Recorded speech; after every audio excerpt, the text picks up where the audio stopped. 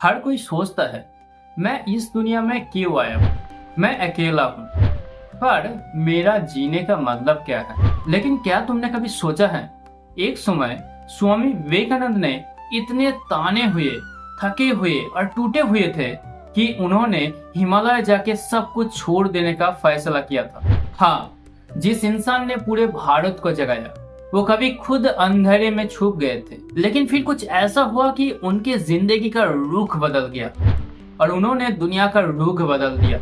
स्वामी जी के जीवन का एक ही उद्देश्य था कि भारत के युवाओं को बताना कि उनके अंदर ही भगवान है, कि तुम किसी से छोटा नहीं हो।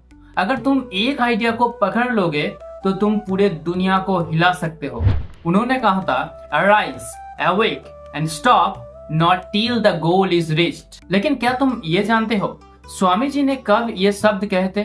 जब स्वामी जी खुद अंदर से बिखर गए थे। एक समय की बात है, नरेंद्रनाथ दत्त, जो बाद में स्वामी विवेकानंद बना, अपने गुरु रामकृष्ण परमहंस देव की मृत्यु के बाद बहुत टूट गए थे। कोई जॉब नहीं, पैसा नहीं, सपना भी धुंधला हो गया था। वो चाहते थे कि छोड़ो सब कुछ और चलो हिमालय, एक सन्यासी की तरह जीवन बिताए। लेकिन एक रात जब स्वामी जी हिमालय के रास्ते के ऊपर चल रहा था, तब उस टाइम एक बुढ़ा साधु ने उनको रोका और कहा, तुम अपने लिए भगवान ढूंढने आए हो और दुनिया तुम्हारे रूप में भगवान ढूंढ रही है। उस साधु की बात ने कुछ तोड़ दिया और कुछ जोड़ दिया। नरेंद्रनाथ वापस आए और वहां से स्वामी विवेकानंद का रियल ट्रांसफॉर्मेशन शुरू हुआ। वो समझ गए कि मुझे हिमालय में शांति नहीं मिलेगा, मुझे भारत के हर निर्धन, हर छात्र, हर नारी, हर युवाओं के अंदर से भगवान को निकालना है। और फिर शुरू हुई ऐसे सफर की जब उन्होंने अपना जीवन अपने लिए नहीं, समाज के लिए जीना शुरू किया। स्वामी विवेकानंद के कुछ मूल मंत्र जो हर इंसान के लिए जीपीएस की तरह काम करते हैं।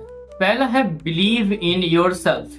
जब तक तुम अपने आप पर विश्वास नहीं करते हो, दुनिया भी आपको कभी भी सीरियस नहीं लेगी। Education is the manifestation of the perfection already in man. शिक्षा का मतलब सिर्फ डिग्री नहीं, शिक्षा का मतलब है अपने अंदर जो रोशनी छुपी हुई है उनको बाहर निकालना। Take up one idea and make that one idea your life. हर दिन तुम एक नए सपना नहीं, एक ही सपने को नई जान दो। Service to man is service to God.